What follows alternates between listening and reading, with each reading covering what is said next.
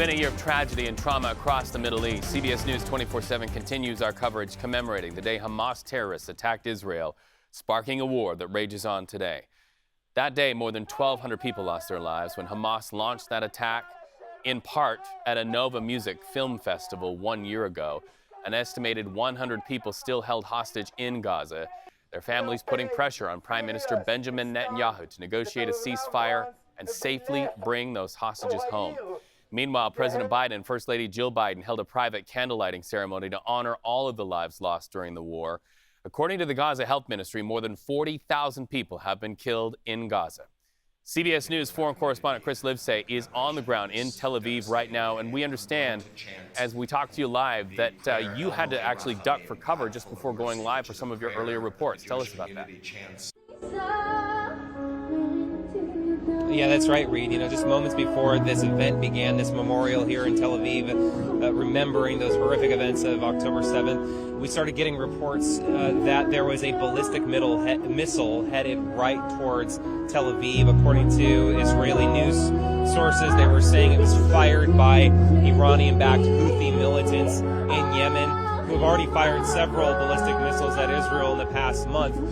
So we were told to hit the deck and duck for cover, and we were on the ground for about 10 minutes waiting to get the all clear, and as we were on the ground, we could see white streaks through the sky of Tel Aviv and what appeared to be that missile being intercepted by Israel's missile defenses. And so just a few minutes later, everything was back to normal. Just sadly, another normal day, a regular day here in Tel Aviv, specifically just about a week after Iran launched that barrage of 180 ballistic missiles here in Tel Aviv. This is par for the course in today's Middle East. And for our viewers who are hearing the music in the background, that is Chris coming to us live from an area where tributes are happening today. So that song right there is a part of that.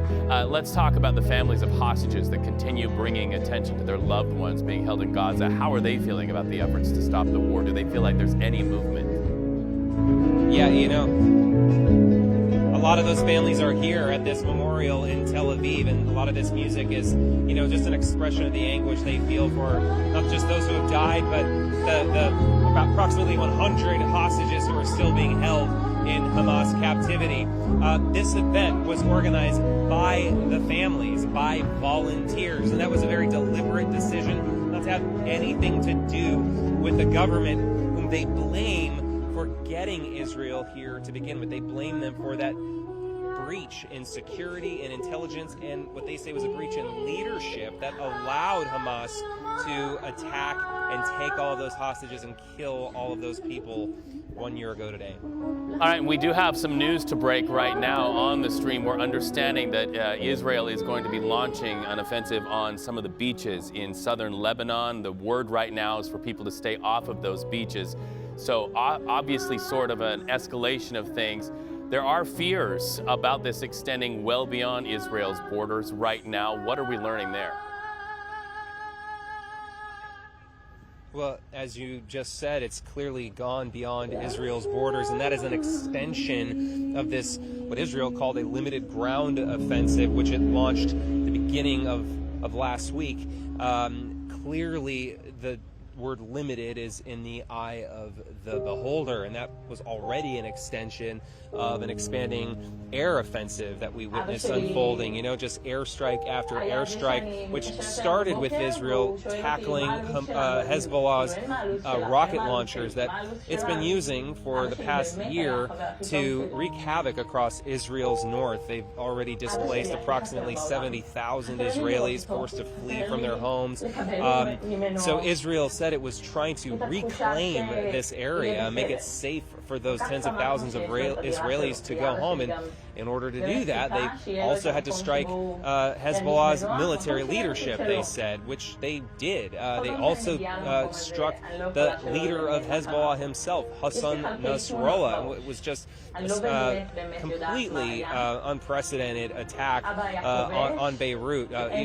No one ever thought that they would manage to get the leader of Hezbollah himself. And then you'll recall weeks ago, about 3 weeks ago, ago, that was when those pagers and walkie-talkies started exploding in the hands of Hamas militants, and that is really what began this escalation, this turning up of the temperature of Israel's war with Hezbollah, which had been a sort of low-temperature exchange of rockets and missiles over the past year. Remember, ever since October 7th, when Hamas flooded the border with Israel and launched those gruesome attacks and kidnappings, Hezbollah was very quick to pile on and to join in with its rocket strikes in the north in a show of allegiance, not just with Hamas, but also to Iran, which is the backer of both Hezbollah and Hamas. So what we're seeing today, as you just described, Reed, is an extension of that, and also just a sign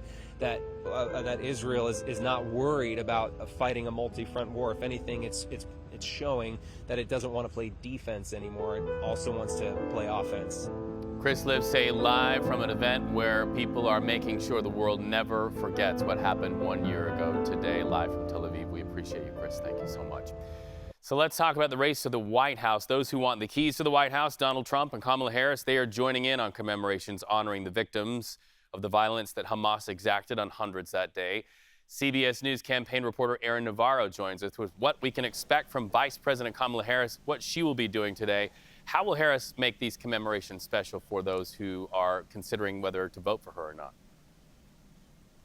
Reed, good to be with you. We saw a statement from both Vice President Harris and her running mate, Tim Walz, reiterating that what happened on October 7th cannot happen again, reiterating their support for Israel to defend themselves, but also having a line or two showing a bit more of a sympathetic tone towards those in Gaza, the over 40,000 who have been killed as part of this escalation. And we were also expecting Harris later this afternoon to do memorial planting of a tree, a pomegranate tree, which signals and symbolizes good wishes for the new year in Judaism. She will do that with her husband, Doug Emhoff, who will speak on his own at a commemoration memorial later this afternoon. Well, both Harris and her running mate Tim Walz will appear on that CBS 60 Minutes special. Before we get to our question, we want to play a little quick preview of the moment Kamala Harris was asked about how she would achieve her economic plans. Let's watch. You want to expand the child tax credit. Yes, I do. You want to give tax breaks to first-time home buyers. Yes. And people starting small businesses. Correct. How are you going to pay for that? My economic plan would strengthen America's economy. His would weaken it. But pardon me, Madam Vice President, the question was, how are you going to pay for it? Kamala Harris's full answer will appear on that special. So the economy, just one of many topics she was asked about. What else does she address? She was also asked about whether America still has influence over Israeli Prime Minister Benjamin Netanyahu, given the strikes with Lebanon, given that ceasefire talks seem to have stalled. So it's an important topic you're going to see Harris address there. We do know that Harris and Walz did sit down with 60 Minutes, but the other side of the ticket, the Trump-Vance ticket, decided not to do this interview. Kind of a traditional, every 4 years, every election year, 60 Minutes does this election special. Not expecting to see sit-downs with Trump or Vance tonight. Aaron Navarro, thank you so much. We will be watching. Former President Donald Trump is on his way to Doral, Florida, where he will make remarks at his club Mar-a-Lago. That is scheduled for 6:30 p.m. Eastern Time. Meantime, his running mate J.D. Vance is set to speak at an event in Washington, D.C., and once he takes to the stage, we will bring it to you on CBS News 24/7. When we come back, more hurricane preps. We understand Milton has strengthened to a Category 5. That equals catastrophe. We're going to be talking to Jess about how big it will be once it makes landfall, and we're also going to show you so many people in Florida in the path of Milton who are bracing for impact.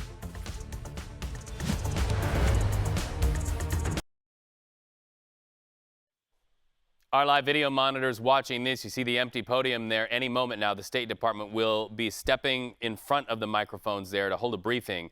This on the 1-year mark of the war between Hamas and Israel. Once that starts, we will bring it to you live on CBS News 24/7. In the meantime, let's ride our video monitors down to the state of Florida. That state is once again in a path of life-threatening hurricane. We're talking about Milton, that's now strengthened to a monster there in the Atlantic, a Category 5 storm. So evacuations are now underway just a day after Hurricane Helene wreaked havoc across the state, or days after. Governor DeSantis calling on all counties there to speed up debris removal ahead of Milton's landfall. Local officials and their vendors must continue debris removal efforts for those areas that are in the potential path of this storm. My executive order requires debris landfill and dump sites to remain open 24/7 to accept debris from Hurricane Helene. We need as much of this debris picked up as possible. This creates a safety hazard, and it also will increase the damage that Milton could do with flying debris. CBS News' Christian Benavides has been on the ground in Florida for the past week. He has more on the preparations for Milton and the race to recover from Hurricane Helene. Reed, we're in St. Petersburg, Florida, and just take a look around me. This neighborhood is still recovering from Hurricane Helene, and now you've got Hurricane Milton on its way. Hurricane Helene struck here just over a week ago, and you can just see some of the debris that has been left outside. This is people's belongings that are out on the street, and you see this for blocks and blocks and blocks. At this point, this area is set to be evacuated. It is Zone A, so there are mandatory evacuations that at some point will go into effect here. For now, folks are still here sort of gathering whatever they can from their home, whatever they can salvage from what was already a devastating flood event to take with them, and knowing that there is the potential for Hurricane Milton to happen not in a matter of days. The main thing here is that this debris, and what the concern is from officials, from Governor Ron DeSantis to local officials here, is that this debris will be flying, become projectiles. You also have the concern that this debris could potentially block some storm drains, overwhelming a system already overwhelmed by the floods. The Tampa Bay area, St. Petersburg is part of the Tampa Bay area, has not had a major hurricane make a direct landfall since 1921. So we're truly in uncharted waters if the track that Milton is currently on holds. Reed? Christian, thanks. So he talks about the waters. We're going to borrow that as we talk about the fact that we're now at a Category 5, but the waters may actually break it up a little bit. Well, right now it's strengthening it because where it's at just above the Yucatan Peninsula, those are record-breaking sea surface temperatures that it's currently over. That's allowing that strengthening factor.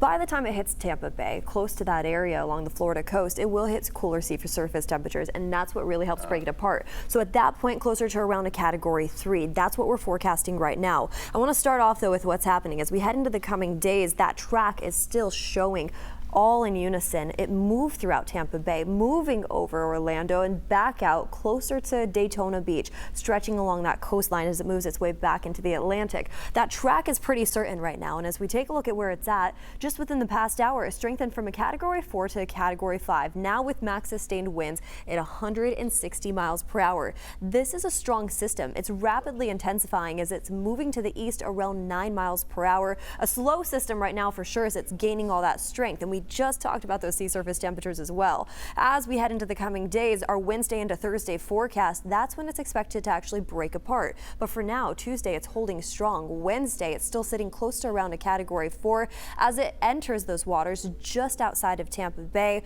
all the way down south along that coastline. Fort Myers, it's going to get impacted too. This is a strong system as it moves its way over the peninsula as we head into that Thursday, Friday forecast.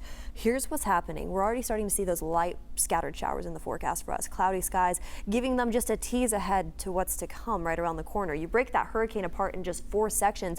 It's that top right quadrant that brings in some of the heaviest rain and winds, and that's a major concern for us days ahead of the system actually impacting Florida.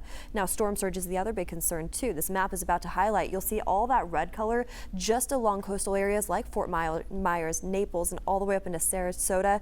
we could expect anywhere up to around 12 feet of storm surge just along the Tampa Bay communities. I have more on that coming up in a bit, but for now, over to you, Reed. All right, thank you so much. While people in Florida brace for Hurricane Milton, those who survived Hurricane Helene in North Carolina, look at this. This is their reality. They're digging out. CBS News correspondent Janet Shamlian with the stories of people who are working to salvage whatever they can. Hey, Reed, this is what we're seeing in Charlotte and across western North Carolina today. It's the very start of the cleanup, even though we're in week 2. We've got a construction truck here hauling away debris. And this is what people are dealing with. Let me give you a look. This is just the entire contents of someone's home, from their coffee maker right here, cookware, clothes, furniture. They've got some clothes hanging out front that you think they're probably trying to save, and at least they have a sense of humor. There's a skeleton up top that looks like it was just recently added. The infrastructure is a big problem in western North Carolina right now. A lot of roads are compromised. They have either collapsed or they are in danger of collapse. And what really needs to happen is emergency crews like this need to get in here and do the work. As of today, at least 8 counties in western North Carolina have canceled classes, some of them indefinitely. That includes the entire town of Asheville. There are FEMA troops on the ground, National Guard troops on the ground, but what we've been seeing is this is really a neighbor-to-neighbor recovery. Over the weekend, people with chainsaws helping chop up wood so that the streets could become clear. People with general stores turning them into free hot meal distribution centers. That's kind of how the work is getting done. But again, this is going to be a long-term process. And the weather's about to change here in North Carolina. We're going to get a lot colder weather towards the end of the week, and that means the needs are changing. Instead of food and toilet paper and paper towels, which people seem to have now, they're going to need warmer clothes, because a lot of these people have lost everything they own. Back to you. Janet, thank you so much. When we come back, we're going to be talking about a U.S. Supreme Court back in session today and already making headlines. The topic, abortion. We'll be back in just a minute.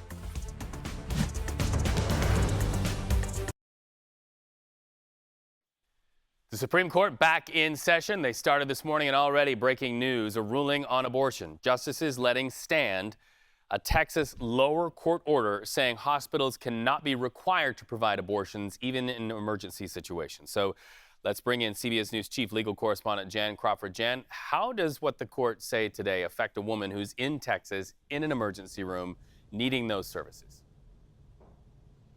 Well, I mean, Reed, it's great to see you. First day back for the justices here, so it's kind of a first day of school feel. And as you said, they started off with a whole long list of cases that they rejected, that they're not going to take up, at least at this point. And the one that you're mentioning, the Texas case on emergency abortions, was one of them.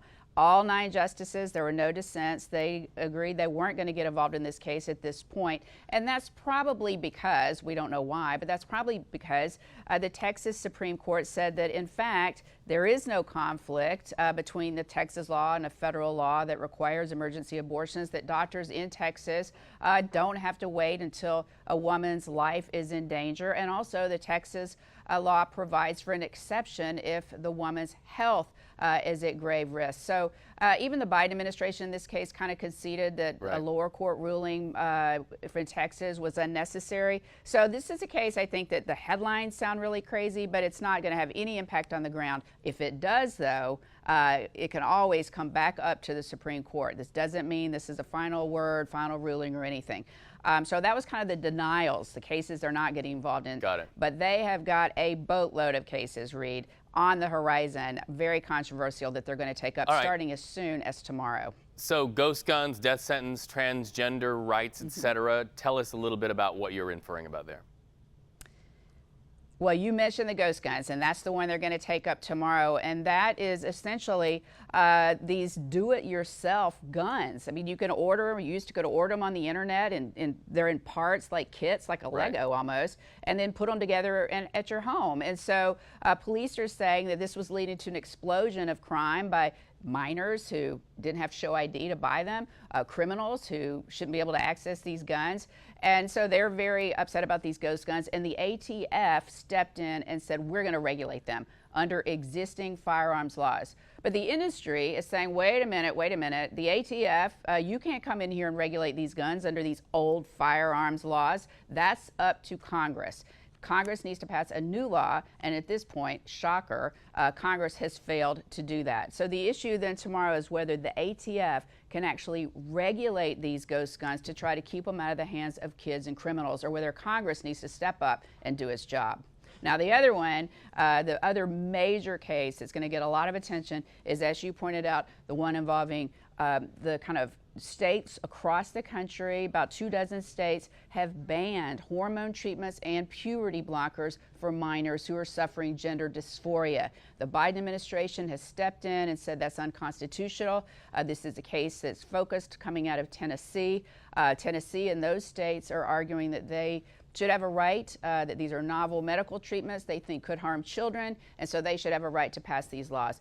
Other states, like California and others, have passed laws specifically allowing it. Very divisive issue, Reed, and that one's probably going to be in December. Always about the question that's before the justices, and you always help us to see it clearly. Thank you so much, Jan. So nice to have you on the stream today. Meanwhile, the State Department holding a briefing on the one-year anniversary of that attack by Hamas against Israel. Hundreds taken hostage, thousands killed, more than 1,000 killed. Here's what State Department spokesperson Matthew Miller had to say just a moment ago. Today marks the tragic anniversary of the October 7th, 2023 attacks against Israel, where 1,200 men, women, and children, including 46 Americans and citizens of more than 30 countries, were slaughtered by Hamas. October 7th, 2023 was, of course, also the day when Hamas took 254 people hostage, including 12 Americans. An estimated 101 of those hostages still remain in Gaza, including 7 Americans: Itay Chen, Judith Weinstein, Gad Hagay, Eden Alexander, Keith Siegel, Sagi Dekel-Chen, and Omar Nutra. Hamas should release every one of these hostages immediately, and the United States will not rest until they are returned to their families. Hamas's attacks on October 7th launched a war that continues today, with tragic consequences for the Palestinian people. As the Secretary said in his statement this morning, the United States mourns the death of every innocent who died on October 7th and in the year since. And we are determined to continue to work for a ceasefire agreement that brings the hostages home, alleviates the suffering of the Israeli and Palestinian people, and ultimately brings an end to this war. In a speech just days before his son Hirsch Goldberg Poland was murdered by Hamas, his father Jonathan Poland said, "There is a surplus of agony on all sides of the tragic conflict in the Middle East. In a competition of pain, there are no winners. It is far time to end this conflict and to begin the work for a common future for Israelis and Palestinians with equal measures of security, dignity, opportunity, and freedom." With that, Matt. Okay, before we get back into Gaza, which I'm sure we will, can I just get you, do you have an update on the flights out of Lebanon for Americans? I do. So the flights that we launched last week, the U.S. organized flights, continued over the weekend. There was another flight that left today from Beirut to Istanbul. That flight had approximately 150 passengers on it, American citizens, legal permanent residents, and their family members. That brings to a total of 900, approximately 900 American citizens, legal permanent residents, and their family members who have left on U.S. organized flights since we launched them last week. In addition, as we said, we have been able to block seats on commercial flights that are leaving. That has continued over the weekend as well. We have now blocked 868 total seats on commercial flights.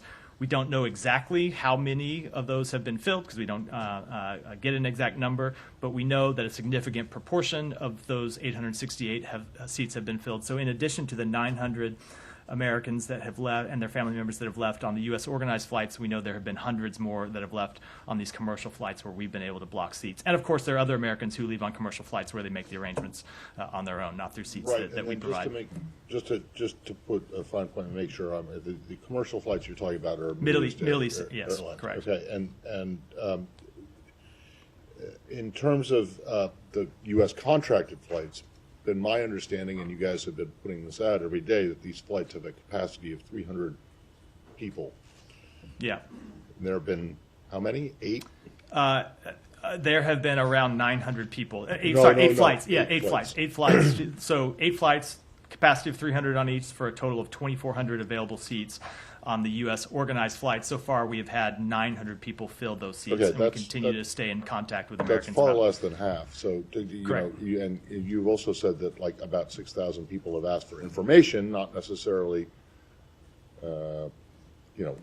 saying that they're going to leave or they want help in leaving. But can you explain why it is that, or do you have any idea why it is that 1,500 people who could have left, or there were seats who had not? So first, let me update the 6,000 number. We have now been in contact with approximately 8,500 people inside Lebanon who have asked for more information. But as we always make clear, and as I know you did in the question, that does not mean that all of them intend to leave.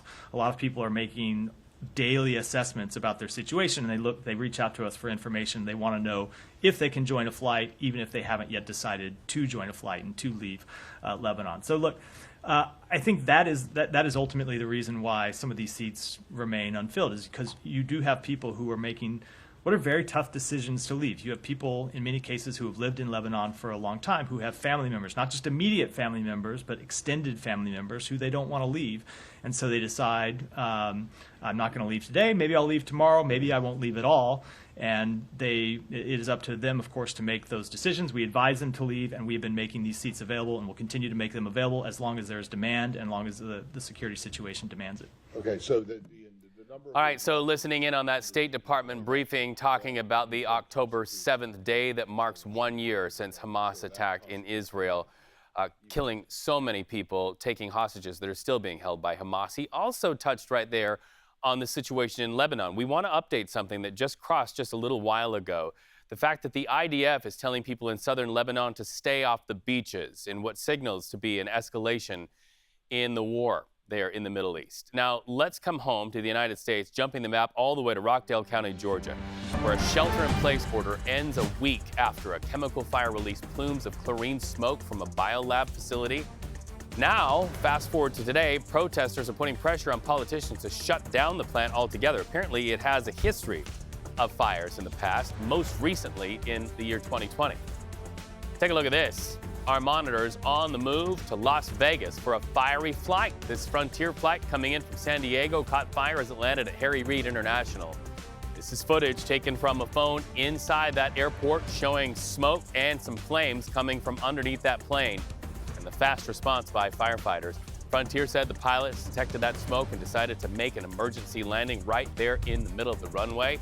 Passengers on board report a hard landing. Thankfully, everybody was able to get off in Las Vegas without any injuries. Well, let's keep it on airplanes. Today is a big day for Boeing and its largest labor union. Talks restarting, trying to end a weeks-long strike that shut down airplane manufacturing at facilities in Oregon and Washington.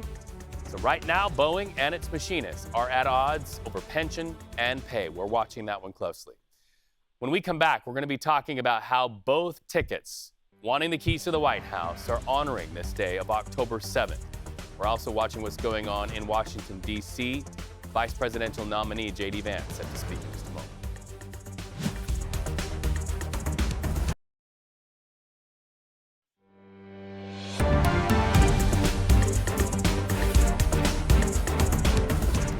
White House holding a briefing in about 30 minutes from right now. First round of business honoring those lives lost a year ago during the October 7th attacks on Israel.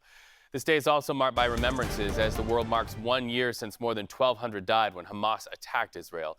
1 year later, Hamas holds an estimated 100 hostages in Gaza while war continues to rage with no end in sight. By the way, families of hostages out filling the streets once again today. In fact, they're doing it near Prime Minister Benjamin Netanyahu's private residence. They were out there carrying photos of their loved ones. They say they want the war to end. They want it over now, and they want their loved ones, the hostages, home. Meanwhile, President Joe Biden issued a statement to commemorate 1 year since the fighting began. He vowed the U.S. will not stop working to achieve a ceasefire deal in Gaza that brings those hostages home. Let's go now to the Middle East, and CBS News correspondent Chris Livesay reporting from one of many places holding remembrance. All right, we'll have that in just a minute. Meanwhile, in the race to the White House, candidates Kamala Harris and Donald Trump will join in commemoration with the events of October 7th as well. Mr. Trump is on his way to Doral, Florida, where he will make remarks on the October 7th attacks. His running mate, J.D. Vance, is speaking at an event in Washington, D.C. Here's what he had to say minutes ago. In this crowd, some of us are Christians, some of us are Jews, some of us are people even of no faith, but we are united in the basic common sense principle that we want the good guys to win and we want the bad guys to lose. And what happened on October the 7th was disgraceful, and we have to fight to make sure it never happens again.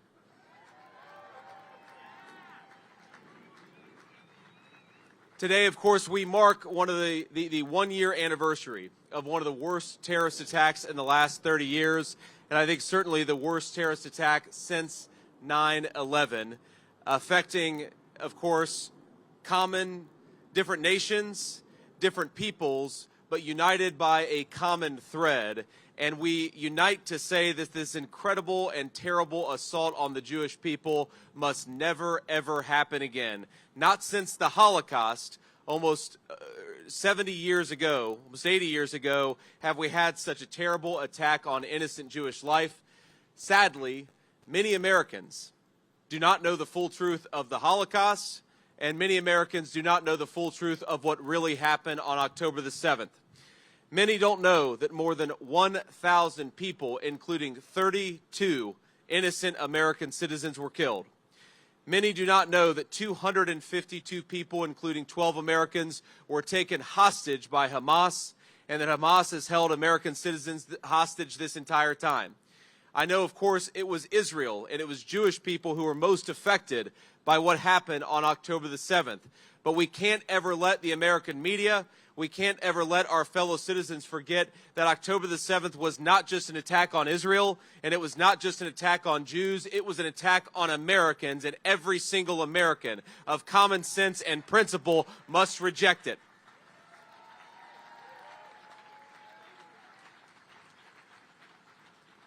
And I know that there are many, many people who want the war to end. I am certainly one of those who wants the war to end and wants peace to return to Israel and to the territories that are currently completely destroyed by war. But the truth is that the best way to end the war, and I believe the only way to end the war, is if Hamas would let the hostages go. And I wear this dog tag with, I think, a simple principle. Whatever your faith, whatever your political beliefs, I think that all of us can unite to say, bring them home. Bring the hostages home. This is disgraceful what's been happening, and we've got to bring them home. All right, Senator J.D. Vance, the vice presidential nominee on the Republican ticket there, speaking in Washington, D.C.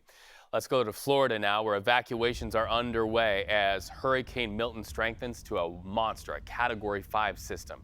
Tampa Bay is one of several cities in the direct path of Milton. That city's preparing for life-threatening storm surge less than 2 weeks after Hurricane Helene slammed the Florida coast. Jess, you're watching this hurricane spin out there in the Atlantic. What are you seeing right now?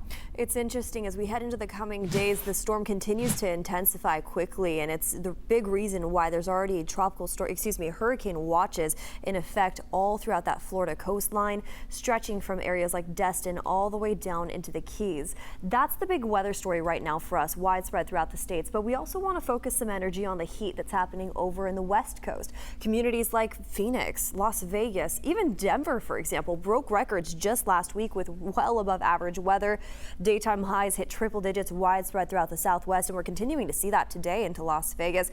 The Bay Area under heat advisories right now. Over 30 million people last week had heat advisories in effect throughout that area as high pressure sits directly above those communities.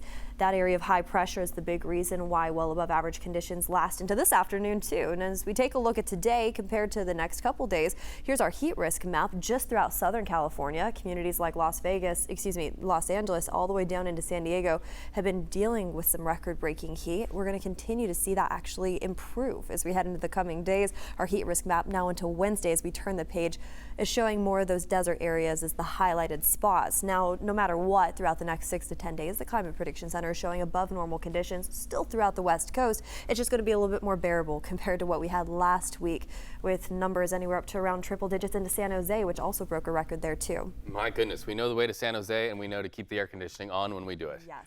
Thank you so much. When we come back, we continue to mark this day, October 7th, fresh in the minds of so many people. What's happening in Israel, what's happening elsewhere.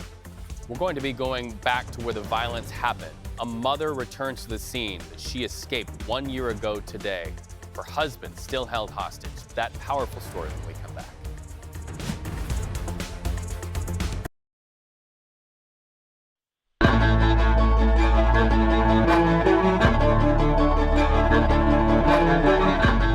CBS News, Eye on America keeps us rooted in our core value of telling your stories where you live, right there in your neighborhoods. In a presidential race stacking up to be one of the tightest in history, a lot of voters are asking if the ballot count will be accurate. In fact, in Georgia, the state election board passed a rule to require hand counting of ballots, but Democrats say that would only cause more errors, so they filed a lawsuit to block it.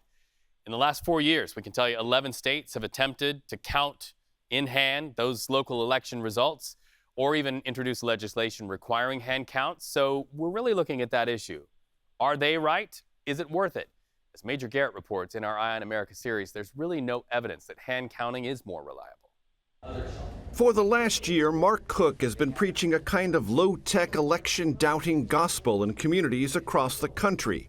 But we're told, trust the machine, and that is a way to manipulate an election. Traveling by RV, Cook and his Hand Count Roadshow are part of an election conspiracy movement that's been growing since 2020. One that claims that voting machines can be hacked and manipulated, meaning the only voting system to be trusted is an old-fashioned hand count. Well, hello, everyone. I'm back. On this night last year, Cook is in deep red Gillespie County, Texas. 0.1% of Texas still hand counts. He convinced Republicans here, who run their own primaries, to join the small minority that hand count. Hundreds of volunteers stayed at places like this wine bar until 4:30 in the morning to count roughly 8,000 votes, with numerous errors. We only have 13 precincts, 12 of which turned in final tally sheets that were inaccurate. We sort of began. Jim Riley oversees elections in Gillespie County. Is there an actual problem here that needs to be solved by hand counting? No. The hand counting, in my opinion, did nothing to improve elections in the county. Riley, a Republican, says Gillespie's systems were already top-notch. Paper ballots tallied by a state-approved scanner and then verified for accuracy. As much as you've opened up transparency, it still, for some, hasn't been enough. No, and for some it won't ever be enough. Something didn't smell right. Mo Saidi was the Republican chair of Gillespie County when the Hand Count Roadshow came to town. And nobody provided a single iota of evidence. It was just this perception that if it's plugged into the wall, they're subject to hacking. Frustrated by his party's decision, Saidi resigned. So we're chasing this elusive problem that never existed. Numerous studies have shown hand counts to be less accurate, more costly, more time-consuming. But that hasn't stopped Cook from preaching. In Michigan, we tracked down his RV to ask him some basic questions. He drove away. And again, in Pennsylvania. Major Garrett, CBS News. Will you have any time to talk to me? Oh, I'm going to be doing a lot of talking. No, I know. Beforehand. No. He wouldn't speak to us, but is a regular on right-wing podcasts. The day after the election through January 20th, if you thought 2020 was nasty, you ain't seen nothing yet. Even in the wake of Gillespie County's hand count ordeal, the hardened hand count faction is flooding county meetings demanding change before November. In retrospect, the hand count experience here has been a net what? I think it's a net loss. If you don't like hand counting, you're evil. Evil over what Gillespie County officials now say was a solution in search of a problem, and a cautionary tale for hand count advocates everywhere. Major Garrett reporting. Well, the scars from October 7th, 1 year ago today, run deep for Israelis whose lives turned upside down 1 year ago today. Many were asleep in their own beds inside their homes when Hamas launched that massacre that ended up sparking a war.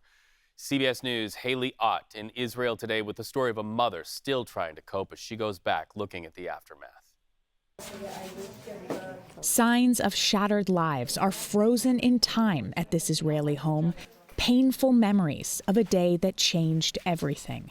For Batsheva Yahalomi, the October 7th attack never ended. We didn't close the story. We are still there in that Shabbat, that Saturday.